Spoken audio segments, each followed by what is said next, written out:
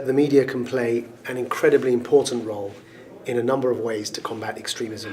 One of them, we talk about extremists trying to prey on vulnerable young men and women by presenting themselves as role models, as heroes, as the way out of whatever trouble it is this young person is experiencing.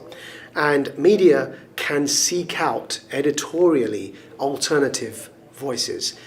It can seek out and showcase, in fact, different ways, if we're going to speak in the context of, say, jihadist extremism in Europe, different ways of being Muslim, being European, being, say, British and French, being of your country of origin, Pakistani, Turkish, North African, being all of these things.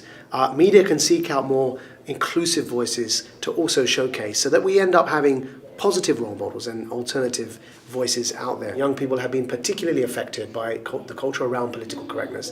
And there is a way to have this conversation that remains responsible and sensitive, yet still has the conversation. It's difficult, it's uncomfortable. I know it's going to make some people feel under the spotlight, and others are going to feel blamed or accused, but we will stumble our way through this if we have this conversation in a responsible way. Sometimes there's a very well-intentioned desire not to address a subject because we fear it's going to increase tension. So when you remember the Cologne attacks, and German media delayed their reporting on that, now that can be incredibly dangerous.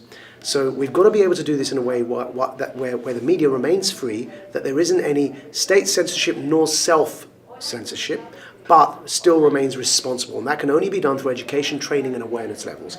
The dangers of not reporting something from fear of being politically incorrect is that the far right will capitalize on that. And what's happening due to the democratization of media is those populists, those isolationists, those nationalist xenophobes and others like that are discrediting media by using the acronym MSM, mainstream media, and they're telling people not to trust what they hear on MSM because it's got an agenda. If we start self-censoring, we give them the ammunition to go around popularizing this idea that they have an agenda. And then no wonder on Facebook, for example, on the 15th anniversary of 9/11, the top feed, because they curate the popular feeds, was a conspiracy theory that 9/11 was an inside job, because people have stopped trusting mainstream media. That's got to change, but it can only change if people believe that there isn't a censorship or a self-censorship going on.